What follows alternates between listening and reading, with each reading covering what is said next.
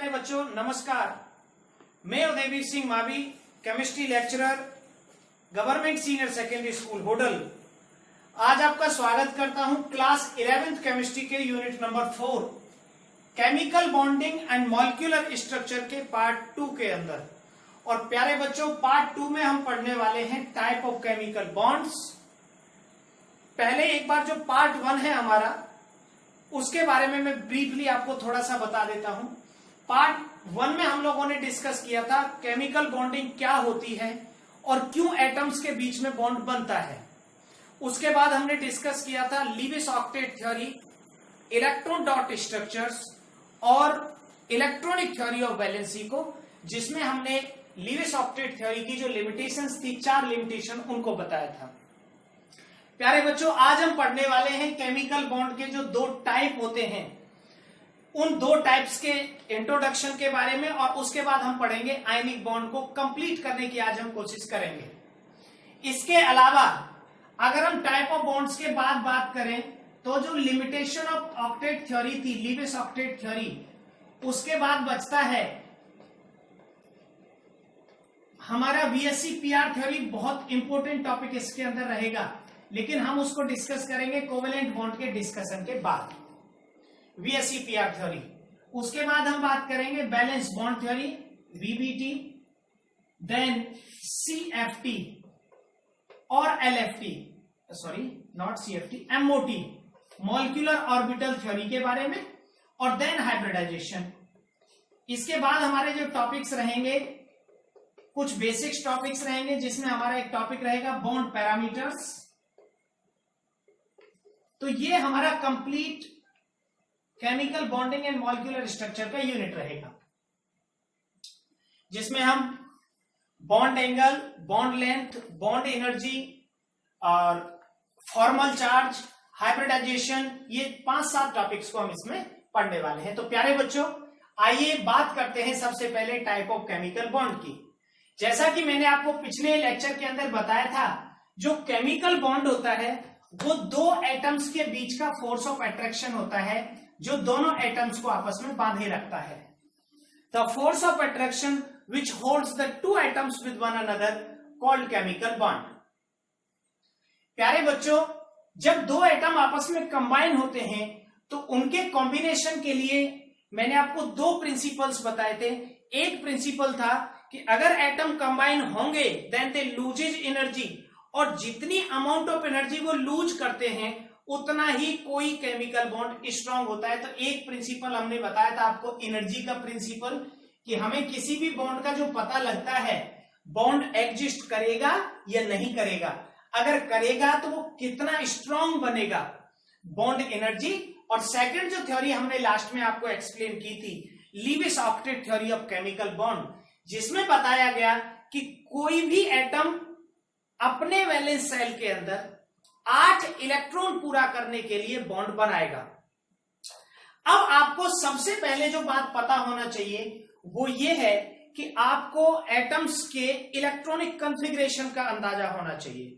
अगर आपको एटम्स का इलेक्ट्रॉनिक कॉन्फ़िगरेशन नहीं पता तो आपको ये पता नहीं चल पाएगा कि उनके बीच में बॉन्ड फॉर्मेशन किस तरह से होगा।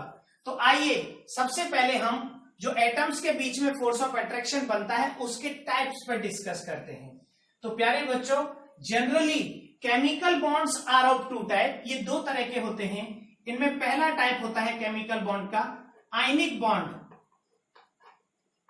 और इलेक्ट्रोवैलेंट बॉन्ड। इसका दूसरा नाम भी है इलेक्ट्रोवैलेंट बॉन्ड। एक और भी नाम है इसका कूलोम्बिक फोर्स और इलेक्ट्रोस्टैटिक फोर्स ऑफ अट्रैक्शन। तो ये 4 इसके नाम हैं। जनरली जो कूलोम्बिक फोर्स था उसको इस फॉर्मूले से रिप्रेजेंट करते हैं, F is equal to K Q1 Q2 upon R², where K is a constant जिसकी वैल्यू होती है 1 अपॉन 4 पाई एप्सिलॉन नॉट के बराबर, 9 इंटू 10 की पावर 9। तो आयनिक बॉन्ड और इलेक्ट्रोस्टैटिक फोर्स ऑफ अट्रैक्शन और इलेक्ट्रोवैलेंट बॉन्ड। और जो सेकेंड टाइप होता है केमिकल बॉन्ड का प्यारे बच्चों, वो है कोवेलेंट बॉन्ड। अब अगर हम पीरियडिक टेबल को देखें या बहुत सारे एलिमेंट आपके सामने रखे हुए हों और आपको ये पता करना हो कि कौन एटम कैसे बॉन्ड बनाएगा, तो सबसे पहले एक बेसिक मैं आपको चीज बता देता हूं। अगर कहीं भी दो, एक मेटल का एटम हो, मेटल एटम, और दूसरा उसके साथ नॉन मेटल एटम हो, नॉन मेटल एटम, तो उनके बीच में हमेशा आयनिक बॉन्ड बनेगा। So the force of attraction which holds the metal and non metal atom with one another called ionic bond और इलेक्ट्रोस्टैटिक फोर्स ऑफ अट्रैक्शन। मैं अभी आपको आयनिक बॉन्ड जब पढ़ाऊंगा इसके बनने की पूरी प्रोसेस बताऊंगा और तब हम इसके बारे में बात करेंगे। तो दो मेटल और नॉन मेटल एटम के बीच में जो फोर्स बनता है वो आयनिक बॉन्ड होता है।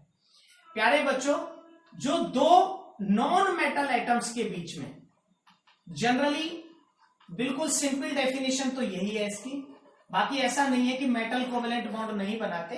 जो ट्रांजिशन मेटल्स होते हैं वो भी कोवेलेंट बॉन्ड बनाते हैं, लेकिन उनका कोवेलेंट बॉन्ड आयनिक नेचर का ही होता है, जिसे मैं बाद में आपको कोवेलेंट बॉन्ड के दौरान एक्सप्लेन करूंगा। तो प्यारे बच्चों, जो बॉन्ड मेटल नॉन मेटल के बीच में बने वो तो आयनिक बॉन्ड, और जो दो नॉन मेटल एटम्स के बीच में बने वो कोवेलेंट बॉन्ड। तो अब इसी जगह से इनकी सरल परिभाषा समझ लेते हैं कि ये दोनों बॉन्ड होते क्या है। जो आयनिक बॉन्ड होता है, क्योंकि वो मेटल और नॉन मेटल एटम के बीच में बनता है, तो मेटल जो होते हैं वो इलेक्ट्रॉन डोनर होते हैं, इलेक्ट्रॉन डोनर, और जो नॉन मेटल्स होते हैं वो इलेक्ट्रॉन एक्सेप्टर होते हैं। अब जब कोई भी एटम इलेक्ट्रॉन डोनेट करेगा तो वो कैटायन बनाएगा, पॉजिटिव आयन, और जब कोई नॉन मेटल इलेक्ट्रॉन एक्सेप्ट करेगा तो वो एनायन बनाएगा। तो ये दो आयन बन जाएंगे, एक पॉजिटिव आयन और एक नेगेटिव आयन। इन दोनों आयंस के बीच का जो फोर्स ऑफ अट्रैक्शन होता है उसी को कहते हैं हम ionic bond. So the force of attraction between cation and anion which form by the exchange of electron between metal atom and non-metal atom called ionic bond or electrovalent bond or electrostatic force of attraction और Coulombic force. तो प्यारे बच्चों, ये definition रही ionic bond की। अब हम बात करेंगे कोवेलेंट बॉन्ड की डेफिनेशन की, फिर हम आयनिक बॉन्ड को अलग से पढ़ेंगे। अब कोवेलेंट बॉन्ड बनता है दो नॉन मेटल एटम्स के बीच में। जनरली आई रिपीट कि इसको मेटल भी बना सकता है विद नॉन मेटल, लेकिन कैसे बनेगा वो मैं बाद में बताऊंगा।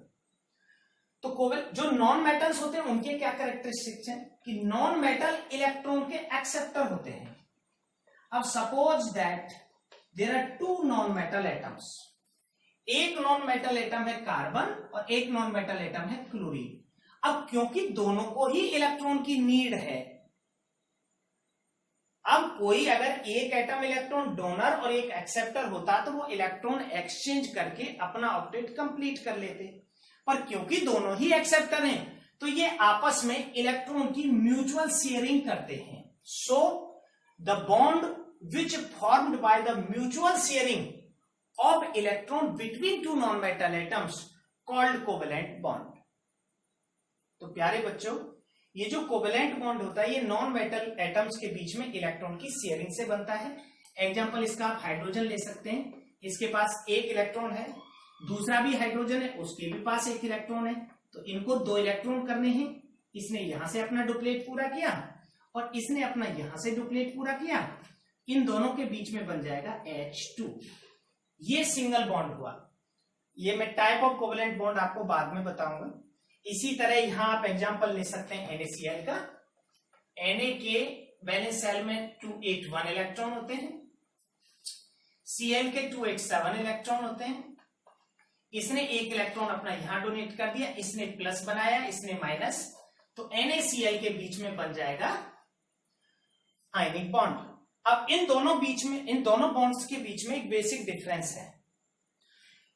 जो कोवेलेंट बॉन्ड होता है उसको सिंगल लाइन से शो किया जा सकता है, लेकिन आयनिक बॉन्ड जो होता है उसको किसी लाइन से शो नहीं किया जाता। तो अब एक क्वेश्चन बनता है आप लोगों के लिए, उसको नोट करेंगे और उसको सॉल्व भी करेंगे अपनी नोटबुक के अंदर।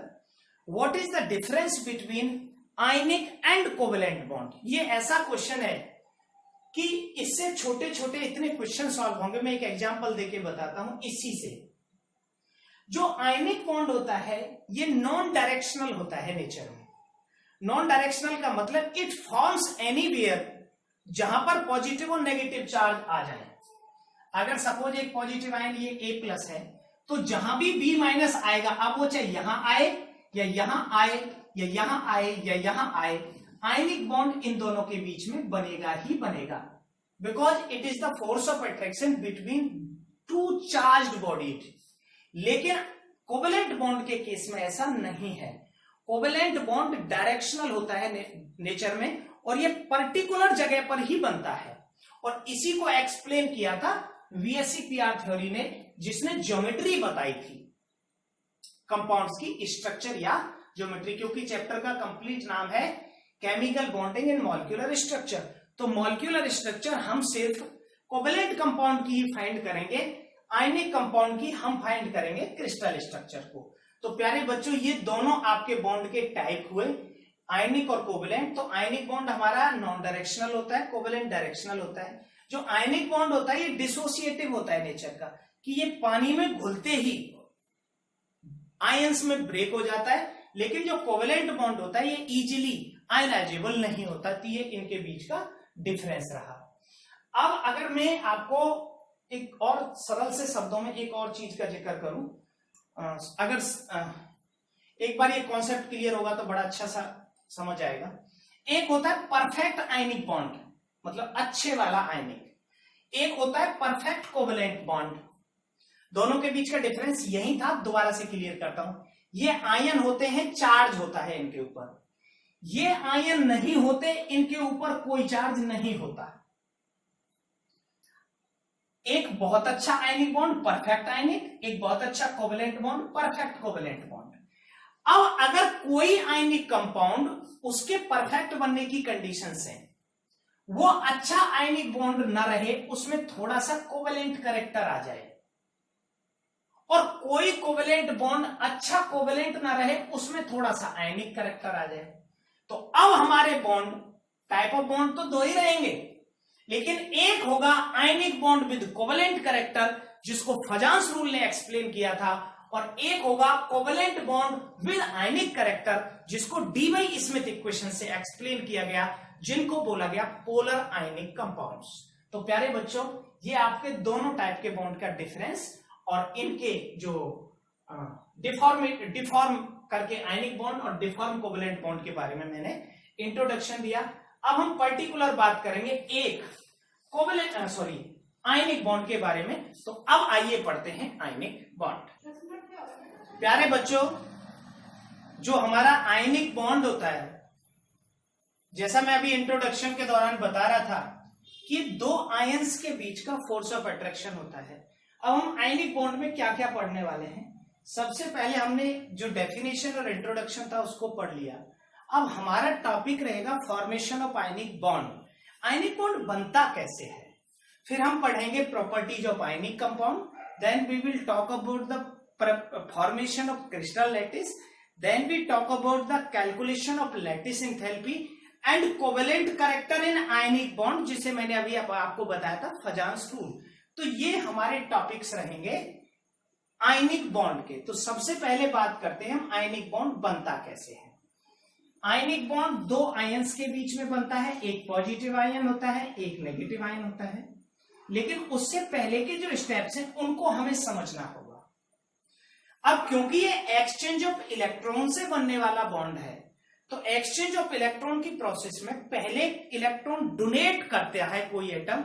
जब तक कोई डोनेट नहीं करेगा तब तक दूसरा कोई एक्सेप्ट नहीं करेगा। तो आयनिक बॉन्ड के फॉर्मेशन में टोटल 3 स्टेप इन्वॉल्व होते हैं। पहला स्टेप है फॉर्मेशन ऑफ कैटाइन, कैटाइन का बनना। कैटाइन मतलब पॉजिटिव आयन। अब कैटाइन को बनाता है मेटल। मेटल पाए जाते हैं सॉलिड स्टेट में, तो ये कोई मेटल है M, और ये मेटल पाया जाएगा सॉलिड स्टेट में। हमने किसी सॉलिड को, क्योंकि सॉलिड से इलेक्ट्रॉन रिमूव नहीं हो सकता, उसको पहले गैस बनाना पड़ेगा, तो हमने इसको दिया enthalpy of sublimation, the energy which provide to convert 1 mole of a solid atom into gas atom. हमने इसको कन्वर्ट कर लिया M गैस में। एक एटम था, 1 मोल में होते हैं Na, तो एक एटम के लिए हम उसको Na से डिवाइड कर देंगे। Na stands for Avogadro number, which is equal to 6.022 into 10 की पावर 23। इतने एटम की जो एनर्जी होती है, इतने एटम की, वो इंथैल्पी ऑफ सब्लिमेशन कहलाती है। तो अगर हमें ये पर एटम कैलकुलेट करनी हो तो इतने से डिवाइड कर देंगे, वो एनर्जी पर एटम आ जाएगी। तो हमने सबसे पहले, हमारे पास क्योंकि मेटल सॉलिड होते हैं, तो उसको इंथैल्पी ऑफ सब्लिमेशन दिया और वो कन्वर्ट हो गया गैस के एटम में। क्योंकि ये प्रोवाइड की जाने वाली एनर्जी है, तो प्रोवाइड की जाने वाली एनर्जी पॉजिटिव होती है। फिर हमने इसी मेटल का जो गैसियस एटम था, इसको आयनाइजेशन पोटेंशियल दिया, the energy which required to remove 1 electron from the outermost shell. तो हमने इस मेटल एटम को आयनाइजेशन पोटेंशियल दिया, और जैसे ही हमने आयनाइजेशन पोटेंशियल दिया तो इसने बना लिया Mn positive. N stands for charge. अगर मान लो हमने मैग्नीशियम लेते तो यहां 2 आता, एल्यूमिनियम लेते तो 3 आता, सोडियम लेते तो 1 आता, क्योंकि नंबर ऑफ इलेक्ट्रॉन जितने निकलेंगे उतना ही उस पर चार्ज आएगा, और यहां पर रिमूव हो गए N इलेक्ट्रॉन। अब ये भी एनर्जी कैसी थी? पॉजिटिव दी जाने वाली एनर्जी। एक कॉन्सेप्ट मैंने आपको बहुत इनिशियल फेज में बताया था, लेकिन उसको मैं बार बार रिपीट करूंगा, और जब तक आप कंप्लीट केमिस्ट्री पढ़ते जाएंगे उस कॉन्सेप्ट को हमेशा माइंड में रखना है कि for stability of any process, चाहे वो फॉर्मेशन हो, चाहे वो केमिकल रिएक्शन हो, चाहे वो फिजिकल स्टेट हो, मोर नेगेटिव एनर्जी फेवर करती है किसी भी प्रोसेस को। केमिस्ट्री के अंदर एनर्जी जितनी नेगेटिव होगी उतनी प्रोसेस अच्छी होती है। अब क्योंकि ये तो दोनों ही एनर्जी पॉजिटिव है, इंथैल्पी ऑफ सब्लिमेशन भी और आयनाइजेशन पोटेंशियल भी, तो इन दोनों का कम होना बड़ा जरूरी है। सो अगर आपसे कोई कहे कि आयनिक बॉन्ड फॉर्मेशन की पहली कंडीशन क्या है, तो आप कहेंगे पहली प्रोसेस फॉर्मेशन ऑफ कैटायन होती है, और कैटायन फॉर्मेशन में जो एनर्जी दी जाती है दोनों, वो कम होनी चाहिए। अगर आपको ये पता कहे कोई कि भैया आप कैसे पता लगाएंगे आयनाइजेशन पोटेंशियल कब कम और कब ज्यादा होगा, तो आयनाइजेशन पोटेंशियल का ट्रेंड ये कहता है कि when we move down a group from top to bottom, ऊपर से नीचे आयनाइजेशन पोटेंशियल की वैल्यू डिक्रीज होती है। तो अगर आपको 2 मेटल के एटम दिए जाएं, एक दे दिया जाए लिथियम और एक दे दिया जाए सोडियम, तो सोडियम जल्दी इलेक्ट्रॉन रिलीज करेगा क्योंकि इसका साइज बड़ा है। Larger the size of cation, cation का साइज जितना बड़ा होगा, more easy the cation is formed, उतनी आसानी से कैटायन बनेगा। तो सबसे पहला स्टेप हुआ फॉर्मेशन ऑफ कैटायन। तो कैटायन का साइज लार्ज होना चाहिए, तब हमारा आयनिक बॉन्ड अच्छा होगा। अब हम बात करेंगे इसी प्रोसेस के सेकंड स्टेप की, फॉर्मेशन ऑफ आयनिक बॉन्ड में सेकंड स्टेप होता है फॉर्मेशन ऑफ एनाइन, एनाइन का बनना।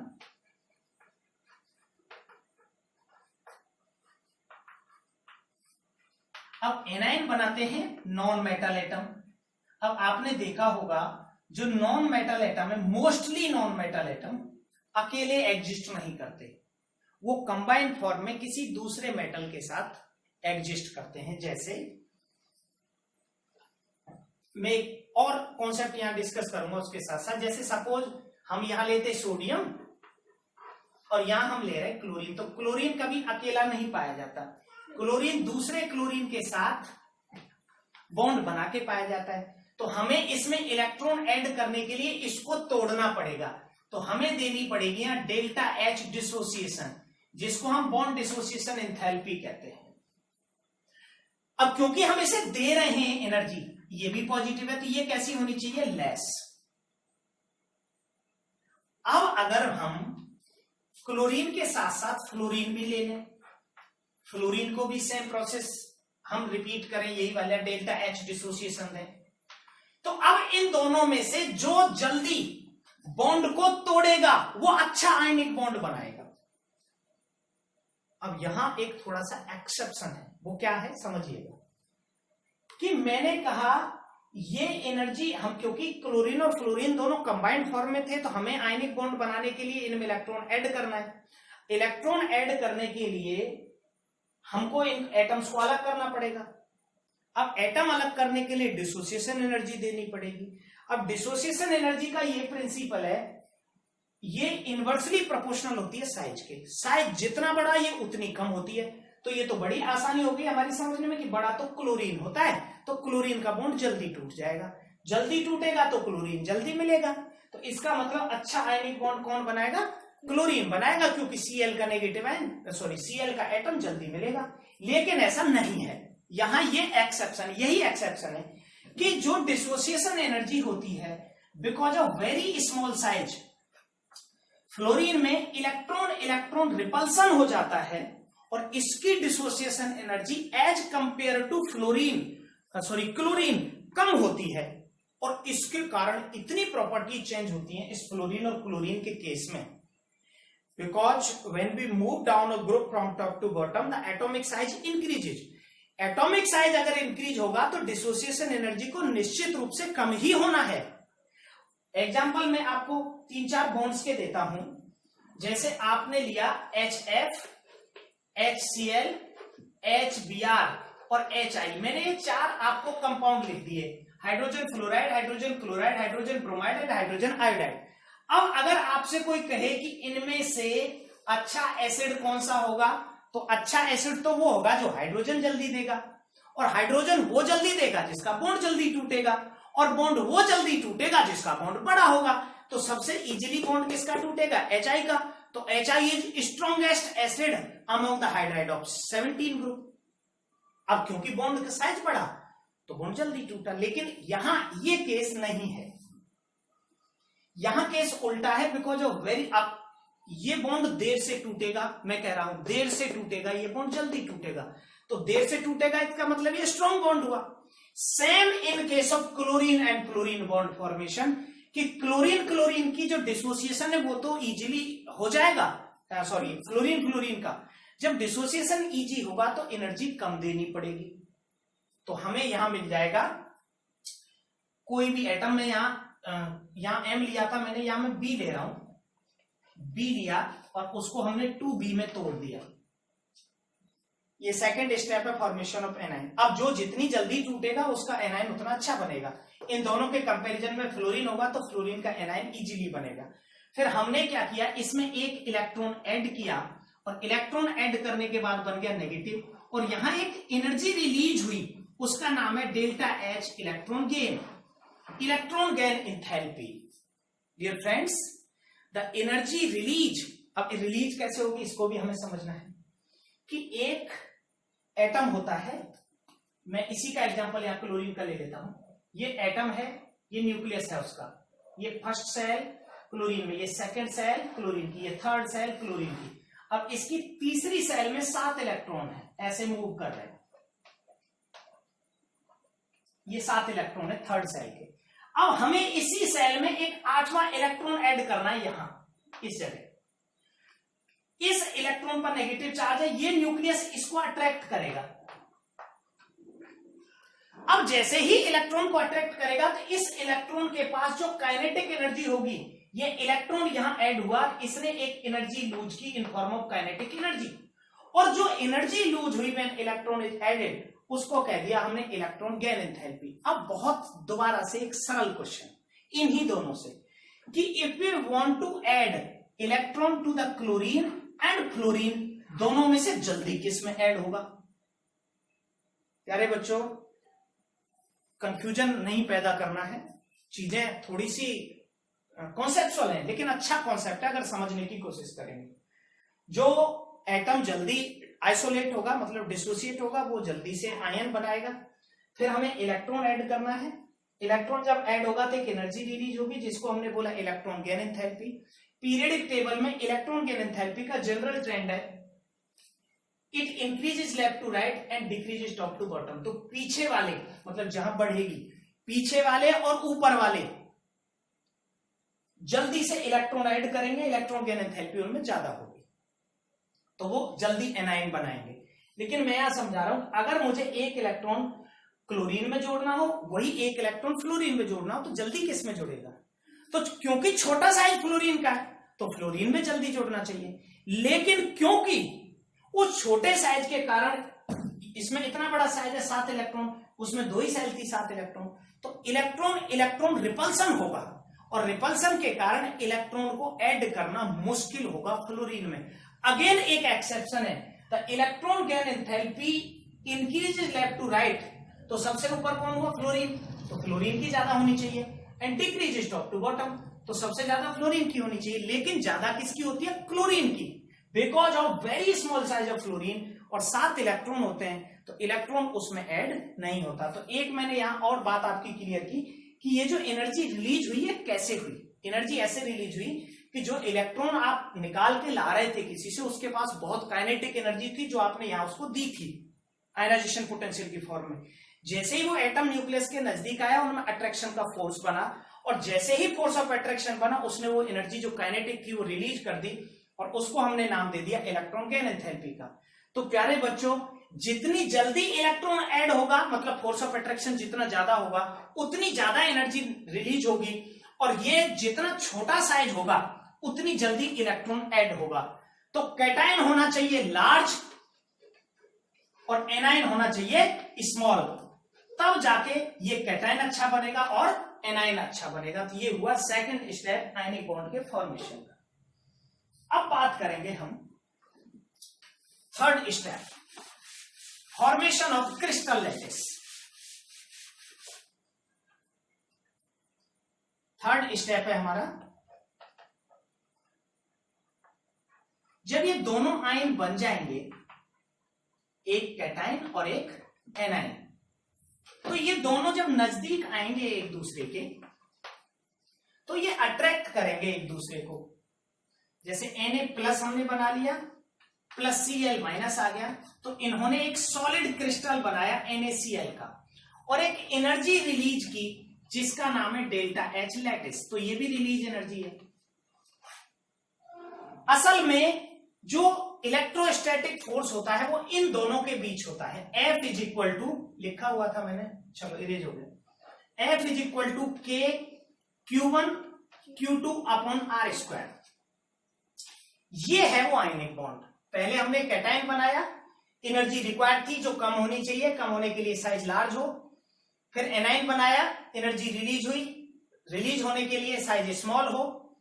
फिर हमने इन दोनों को आपस में जोड़ा, एक एनर्जी रिलीज हुई, उसका नाम था डेल्टा H लैटिस। और ये एनर्जी क्योंकि रिलीज है तो रिलीज एनर्जी को ज्यादा होना चाहिए। अब यहां ज्यादा कैसे पता चलेगा हमें? इन दोनों के बीच में जितना स्ट्रॉन्ग फोर्स बनेगा उतनी ज्यादा एनर्जी रिलीज होगी। अब स्ट्रॉन्ग फोर्स के लिए रेस्पॉन्सिबल चीजें क्या है? Q1 Q2 की वैल्यू ज्यादा होनी चाहिए, तभी फोर्स ऑफ अट्रैक्शन ज्यादा होगा और फोर्स ऑफ अट्रैक्शन जितना ज्यादा होगा उतनी एनर्जी रिलीज होगी बदले में। तो lattice enthalpy directly proportional to amount of charge. अगर कोई कहे आपसे NaCl और कोई कहे MgCl2, तो MgCl2 की लैटिस एंथैल्पी NaCl से ज्यादा होगी क्योंकि Mg पर चार्ज +2 का है और Na पर चार्ज +1 का है। तो more the charge on plus and minus मतलब negative positive ions, more the force of attraction between these two ions and more the energy release. अब यहां हमें देखनी है एनर्जी रिलीज और रिक्वायर कौन सी है, तो हमें नेचर ऑफ आयनिक बॉन्ड पता चल जाएगा। IP मतलब रिक्वायर एनर्जी लेस होनी चाहिए, साइज बड़ा हो। Electron gain energy release energy है तो कम होनी चाहिए, मतलब एनायन का साइज छोटा हो। लैटिस एंथैल्पी रिलीज एनर्जी है, मतलब दोनों के ऊपर चार्ज ज्यादा होना चाहिए। प्यारे बच्चों, यहीं से मैं आपका जो लास्ट टॉपिक बताया था इसी जगह से कंप्लीट करता हूं उस टॉपिक को, फिर हम अगले टॉपिक की ओर चलेंगे। मैंने कहा था अच्छा आयनिक बॉन्ड कब बनेगा? अच्छा आयनिक बॉन्ड जब बनेगा जब कैटायन अच्छा बने। एनायन अच्छा बने और दोनों के बीच फोर्स अच्छा हो। अगर गलती से यही फैक्टर रिवर्ट हो जाते हैं, कैटायन का साइज छोटा हो जाए, मतलब आईपी उसका ज्यादा हो, इलेक्ट्रॉन आसानी से ना निकले, एनायन का साइज बड़ा हो जाए, मतलब इलेक्ट्रॉन आसानी से ऐड ना हो, इलेक्ट्रॉन की एंथैल्पी कम हो जाएगी, और दोनों के ऊपर चार्जेस की वैल्यू कम हो जाए, then ionic bond carry covalent character. अब आयनिक बॉन्ड में कोवेलेंट कैरेक्टर आ जाएगा और यही है फजान्स रूल। अब आप इसको अलग से हेडिंग डालेंगे फजान्स रूल, और लिखना कुछ नहीं है फजान्स रूल में, पर आप यही समझ लेंगे कि मैंने फजान्स रूल करा दिया। क्या है Fajans rule? Smaller the size of cation, larger the size of anion, and both the ions have small charges, they carry partial covalent character. अब अगर मैं आपको दो कंपाउंड दूं, जैसे मैंने आपको दिया एक NaCl और एक दिया KCl, तो इसमें कैटायन का साइज बड़ा इसका है, तो इन दोनों में से अच्छा आयनिक कौन सा होगा आपसे पूछ लिया, तो आप कहेंगे भैया बिकॉज कैटायन जो होता होगा वो इसमें लार्ज है, तो अच्छा आयनिक होगा KCl और कोवेलेंट कैरेक्टर होगा NaCl। सेम हम चार्ज से भी देख सकते हैं, जैसे आपने बनाया एक NaCl और एक बनाया Na2SO4, NaCl और Na2SO4। अब क्योंकि चार्ज इसमें ज्यादा है तो लैटिस एंथैल्पी तो इसकी ज्यादा होगी, तो अच्छा आयनिक कौन सा हुआ? ये वाला, और कम ज्यादा कोवेलेंट कौन सा हुआ? ये वाला। तो ये हमारा फजान्स रूल है। कैटायन आयनिक, अच्छा आयनिक के लिए लार्ज कैटायन हो, स्मॉल एनायन हो, and both the ions have large charges, then they have the good ionic character. और अगर इसका रिवर्ट हो जाता है small cation, large anion, and both the ions have small charges, then they carry covalent character, और इसी को हम कहते हैं फजान्स रूल। तो प्यारे बच्चों आप यहीं से करेंगे फजान्स रूल।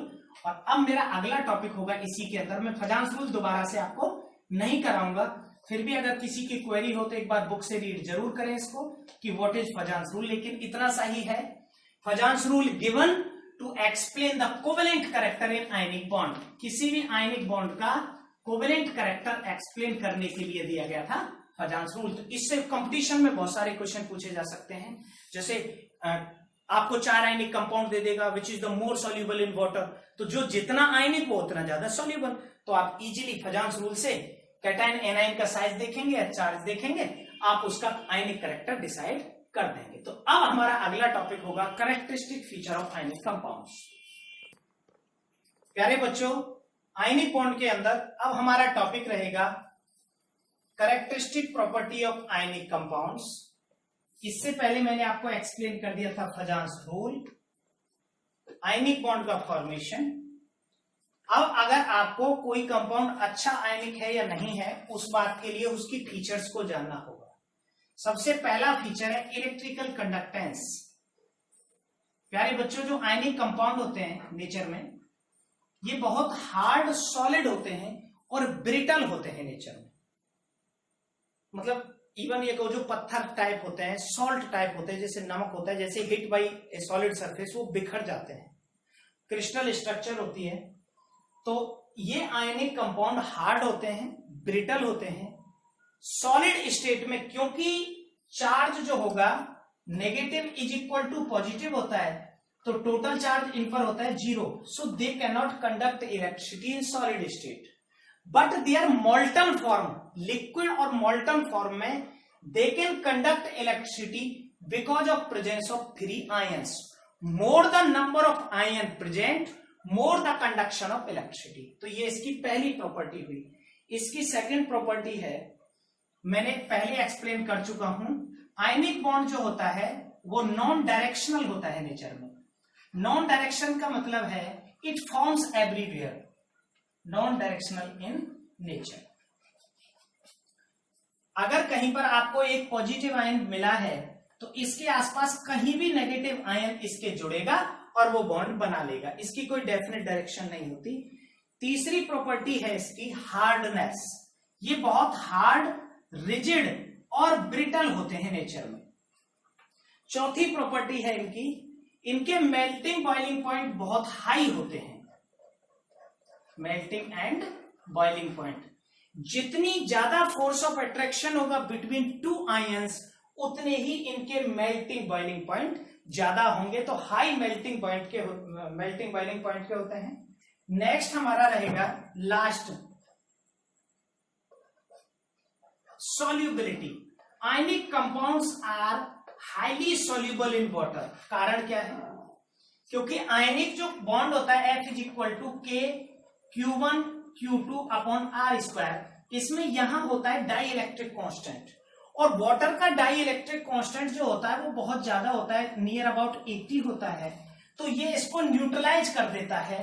तो ionic compounds are highly soluble in water because of high dielectric constant of water. अब वाटर के अलावा जो ऑर्गेनिक होते हैं या कोवेलेंट कंपाउंड होते हैं, उनमें ये इनसॉल्युबल होते हैं। नॉन पोलर में इनसॉल्युबल होते हैं, पोलर में सॉल्युबल होते हैं। तो हमें क्या करना है? आयनिक बॉन्ड कंप्लीट पढ़ना है। अच्छा आयनिक बॉन्ड मतलब formation of ionic bond, characteristic feature of ionic bond, then covalent character in ionic bond के लिए हमें पढ़ना है फजान्स रूल, जो मैंने आपको एक्सप्लेन कर दिया है। और प्यारे बच्चों, अब हमारी रहती हैं दो प्रॉपर्टीज। एक है calculation of lattice enthalpy by Born Haber cycle. उसको मैं 5 से 7 मिनट का सेपरेट वीडियो बनाऊंगा, उसमें आपको एक्सप्लेन करूंगा। और एक हमारा रहता है फॉर्मेशन ऑफ क्रिस्टल लैटिसेज, और लैटिस स्ट्रक्चर किस तरह की बनती है। वैसे तो ये सॉलिड स्टेट का टॉपिक है, लेकिन फिर भी हम यहां इसको जो आपकी क्रिस्टल्स की लेटेस्ट स्ट्रक्चर है उसको भी एक्सप्लेन करेंगे। So this is all about the ionic bond. In our next video we will talk about the covalent bond, its formation and type, and then we will talk about the VSEPR theory and so on. Thank you students, thanks for watching and have a good day.